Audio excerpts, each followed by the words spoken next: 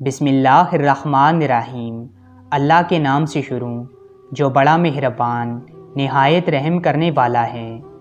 چچا نے جب دیکھا کہ بیٹے نے بغاوت کر دی ہے تو نورا سے نازو کا رشتہ مانگنے کی بجائے ان کے پاس گئے اور کچھ ایسی باتیں سمجھا دیں کہ وہ بیچارے سر جھکا کر رہ گئے۔ ان دنوں منیب بہت جوشیلا نوجوان تھا۔ ایک دن میں نے منیب کو پاس بٹھایا اور کہا کہ میری بات غور سے سنو، مجھے تمہاری خوشی عزیز ہے۔ ایک بات مان لو، جب تک تم انجینئر بن کر نہ دکھاؤ گے نازو کی ماں اپنی بیٹی کا رشتہ نہیں دے گی۔ نازو کا رشتہ لینا ہے تو پڑھنا ہوگا۔ وہ پڑھائی کے لیے دوسرے شہر چلا گیا اور محنت کرنے لگا۔ ایک دن اسے خط ملا کہ اچانک حادثے میں نازو کا انتقال ہو گیا ہے۔ یہ صدمہ منیب کے لیے بہت سخت تھا، لیکن وہ کیا کر سکتا تھا، ایسا قدرت کی طرف سے تھا۔ تعلیم کا آخری سال تھا۔ چچا خود اسلام آباد چلے گئے۔ اسے تسلی دی کہ یہاں رہ کر تعلیم مکمل کرو اور پرچے دے کر گھر آنا۔ کچھ تو میرے خامند اور کچھ چچا اور منیب کے دوستوں نے سکھارا دیا۔ منیب نے ہمت کر کے بڑی مشکل سے تعلیم کا آخری سیشن مکمل کیا۔ اس کا شہر میں دل نہ لگا اور وہ بیرون ملک چلا گیا۔ یہاں بھی اسے نازو کا دکھ دیمک کی طرح کھاتا تھا۔ منیب نے تعلیم میں محنت کی، کینیڈا میں اچھی نوکری حاصل کی اور وہیں کا ہو کر رہ گیا۔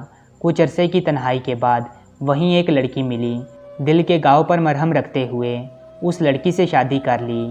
کافی عرصہ گزر گیا۔ ایک دن خیال آیا کہ وطن جانا چاہیے۔ وہ گھر آ گیا۔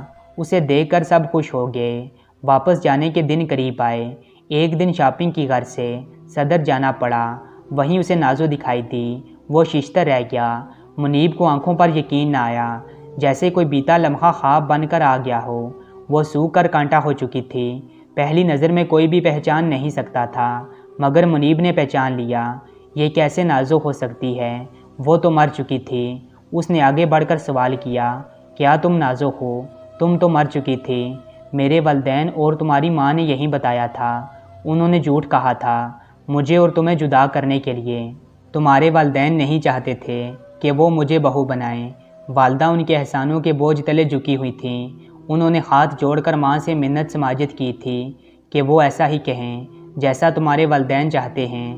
تمہیں پڑھنے کے لیے اس لیے بھیج دیا گیا تھا اور مجھے والدہ اپنے ساتھ لے کر لاہور آ گئیں، جہاں تمہارے والد نے اپنے دور کے ایک غریب رشتہ دار سے میری شادی کروا دی۔